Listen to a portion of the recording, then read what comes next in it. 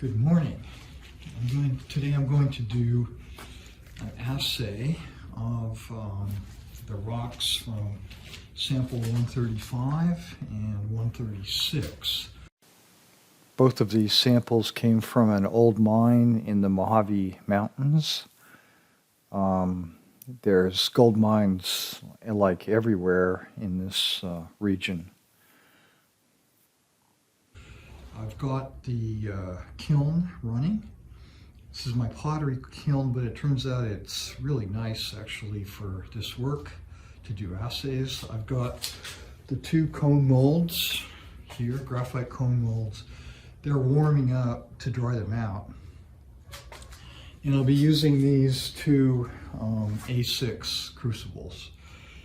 The temperature shown here, right now it's what, 720 degrees Fahrenheit. And I'll take it up to 2100 Fahrenheit, 2110, something in there. And that makes the flux fluid enough to pour easily. Those two cone molds will go into baking pans for the overflow. This is a brand new one from a thrift store. I think it was $1. Okay, first thing is to crush the rock.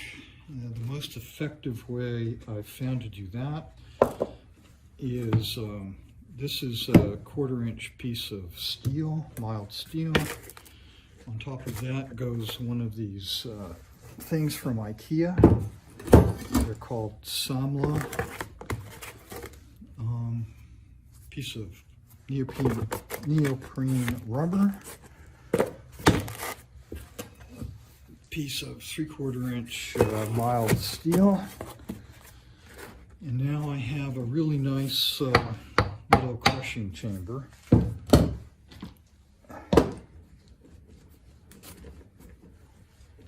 Sample 135. Okay, sample 135 looks like this. I don't actually have really any hope for this, but I collected it and I'll do it anyway. So what I want are some small pieces from a bunch of different rocks. That way we get a better average statistical sample.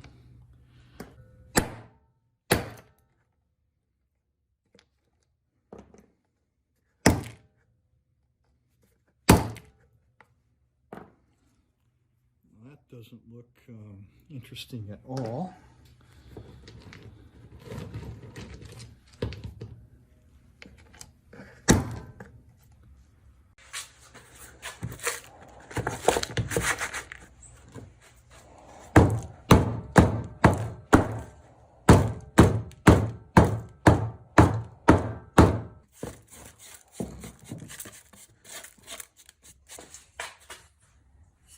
The number 40 mesh.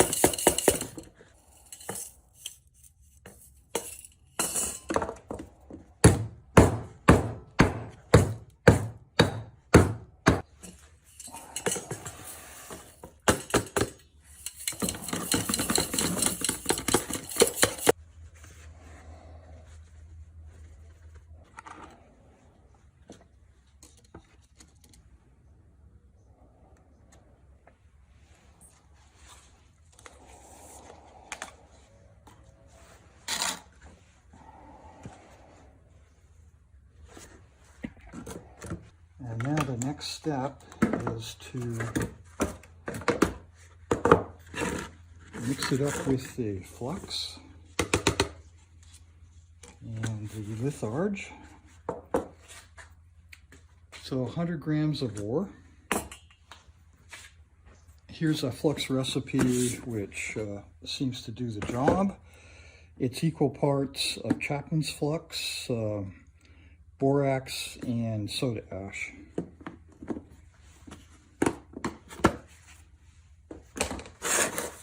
And I use 300 grams of this.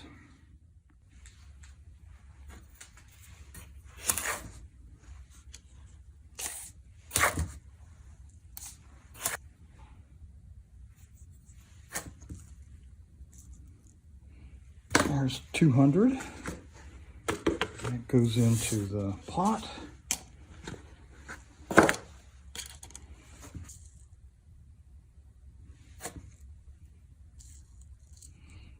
It's approximate.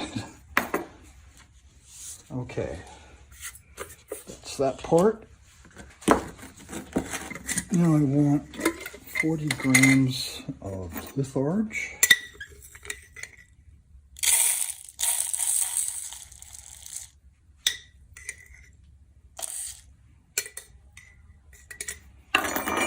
And this has to be precise because the size of the lead button, there's 40 grams. The size of the lead button depends on the amount of litharge I put in, of course. And I don't want a lead button more than 35 grams. Flour to reduce the litharge. 12 grams of that.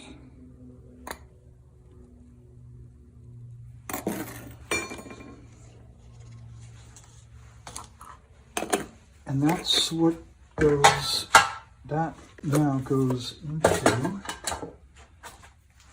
a crucible. So I've got a nice empty crucible. There's no remaining lead inside, which is the important part. And I'll stir up my batch.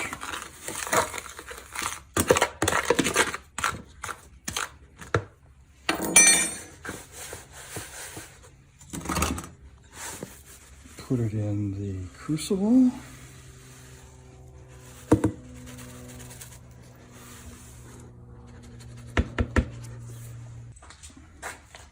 And I'll add 2 pieces of iron rebar. That also helps the litharge to be reduced to lead. Now we'll put that in the pottery kiln.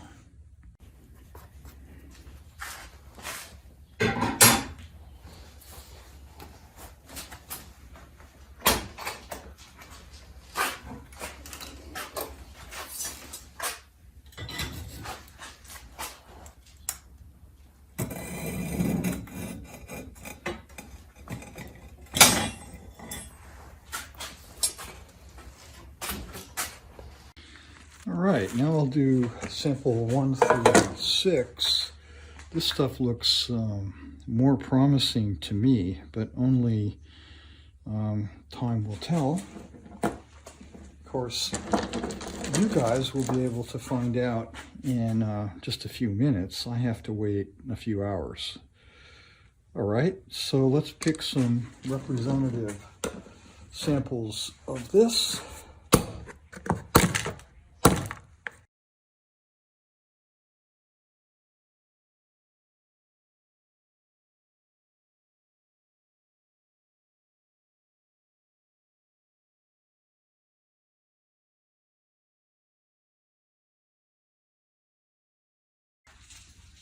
All right, here's the crush of sample 136. Quite a different looking ore.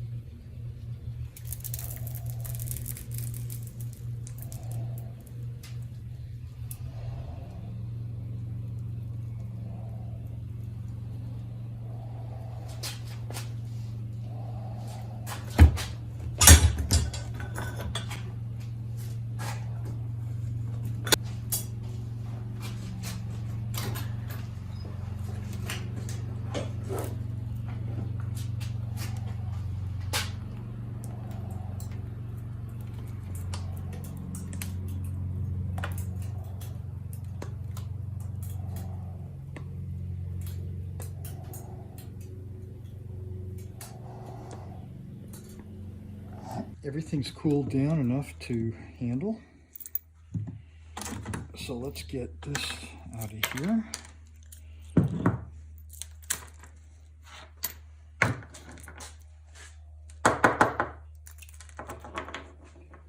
And there's the lead button. Slag is totally clean. There's where the button sat.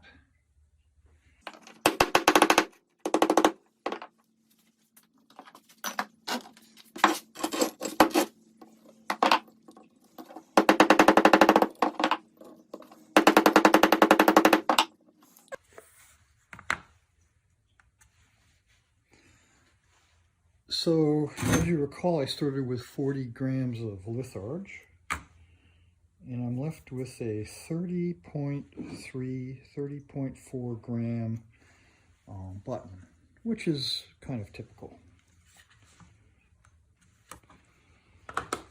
So that's 135, and keep that on this side.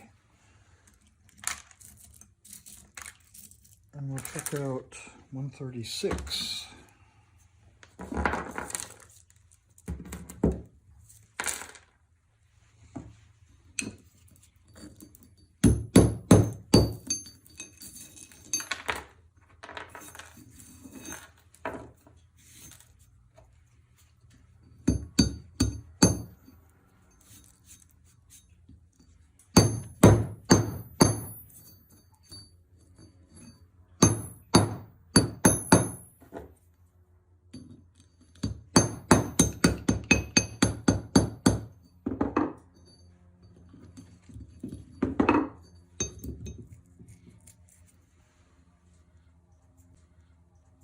There's 136. Let me get the rest of the slag off of it. Let's weigh that up.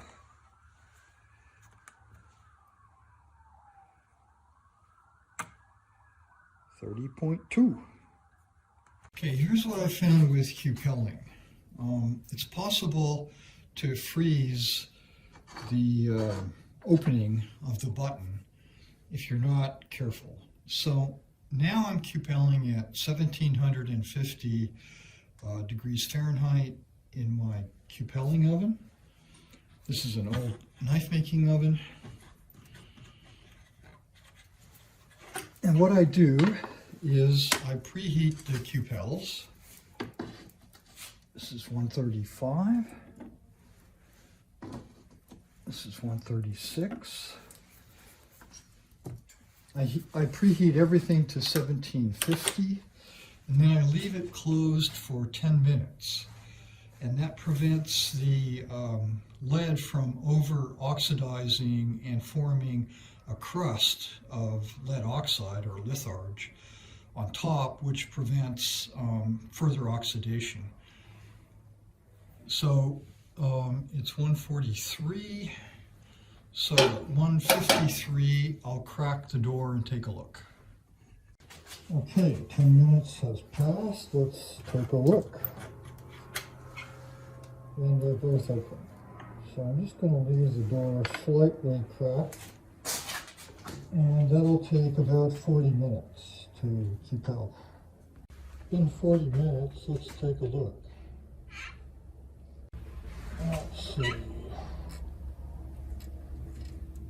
36. We're still working on 136. Alright, let's take a look.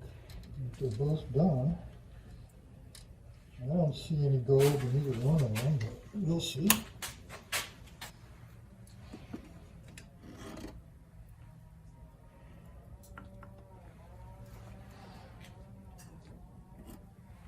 Ooh, that's hot. So if you look carefully in there, you can actually see two little beads. I'm going to take them inside. I think they're cool enough. So this is 135, and there's a little bead. Surprising, because I predicted nothing. That's how wrong you can be. And here's 136.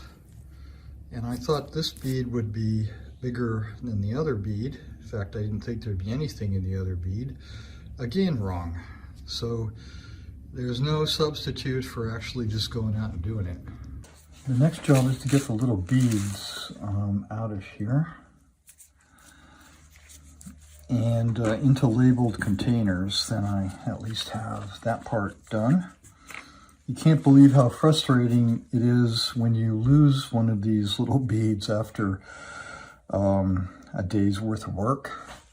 That's not funny at all. So now I have a nice big white blank sheet of huge paper. And if it pops out, I can find it on the paper.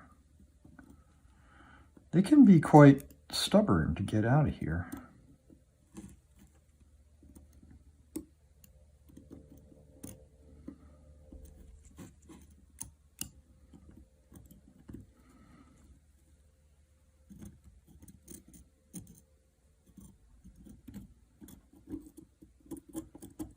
Well, there was no bead in there after all. It was imaginary, I think.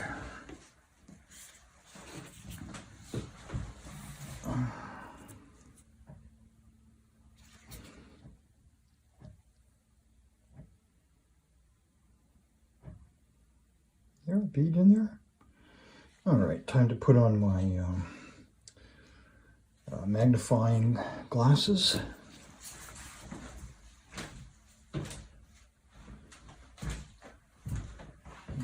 These things are a huge help in this activity.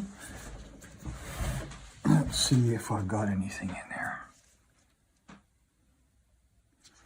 Oh yeah, I got a bead. I knocked it out of its little recess. I don't know if it's possible for me to do this on camera, but there's the bead. No. Okay. Do this off camera. Okay, I successfully got the beads out and they're in their jars, and I can now throw away the cupel. You can see that 30.5 grams almost used up the entire cupel. All right, the next part is to measure the diameter of the bead. Actually, we need the diameter and the thickness. So to do that, I designed this. This is a 3D printed housing. I don't know if you can see. Yeah, you can see inside of there. There's a Hastings triplet in here, 14x magnification. The thing has a focus wheel, and it has 9 lights inside of there, and I can turn on those lights in 3 sets. Try that again. Warm white, yellow, blue, and of course they could all be on at the same time. And it gets charged through a USB-C port. Can you see that? Everything's black, but so there's a battery inside of there that gets charged. And the focusing wheel is very convenient because I can focus it on anything. So now I'm going to measure the diameter of the bead by taking photographs with my iPhone camera. So here's the bead from sample 135. And you can see on the bottom it kind of got stuck to the cupel, so I'll clean that up. Perhaps you could see on the bead that there is a little bit of leftover cupel that came off with it. So to take care of that, I've got some hydrochloric acid, and I'll put a single drop in this spotting dish.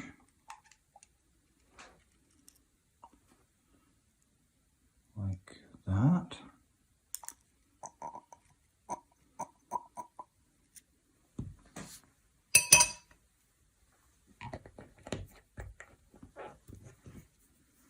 And I'll put the little bead in there.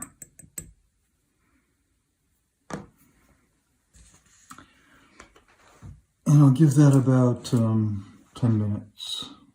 Maybe you can see the bead in there. There it is. So we'll give that about 10 minutes, and that should remove the cupel material. Here's the bead after I've cleaned up the magnesia, the cupel material, using hydrochloric acid. Here I'm measuring the diameter of the bead using the scale below it. Each tick on the scale is 1/4 of a millimeter. I built this analytical balance for measuring these tiny beads, and it works on the principle of basically magnetic levitation. The magnet and coil here supply a force on the bar which pushes back up when I put the sample down here at this end. I'll describe it in another video, but that's the basic principle. So to find the weight, I take this number and I divide it by 50, and that gives me the sample weight in milligrams. So I've got 59 divided by 50, which is 1.18. It's flickering between the two, so I'll call it 1.17 milligrams. So now I have the following information. I've got the mass of the bead was 1.17 milligrams, and there were 3 diameters of the bead that I actually measured, and they were 0.52 millimeters, 0.55, and finally D3 was 0.45 millimeters. And I got that directly off of the camera images that I took of the bead plus the scale. Now, the volume of the bead turns out it's 0.52 times D1 times D2 times D3. That's the volume of an ellipsoid with diameters D1, D2, and D3. So the volume of that bead I calculated, and it's 0.067 millimeters cubed, cubic millimeters. Now, I've done a calculation, and I found that the mass of the bead, the gold mass, the mass of the gold in the bead, is 2.19 times the mass of the bead minus the density of silver times the volume of the bead. And I work that out, and I get 1.02 milligrams is the mass of the gold in the bead. And that was out of 1.17 milligrams, so that's an 87% gold bead. Now, I started with 100 grams of ore. So to get up to a metric ton, that means I've got to multiply by 10,000. So if I have 1.02 milligrams and I multiply by 10,000, then the the richness of the gold is 10.2 grams per metric ton. That's the concentration of the gold in the ore. So for ore that I thought was going to turn out to have nothing, that's a respectable amount of gold. And it's 87% pure right out of the box, so to speak. So I did exactly the same thing with sample 136. So here's the final result. 135, as we just discovered, was 10.2 grams per metric ton, and sample 136 turned out to be 3.6 grams per metric ton. And they had quite similar fractions of gold, about 87% here and about 85% there.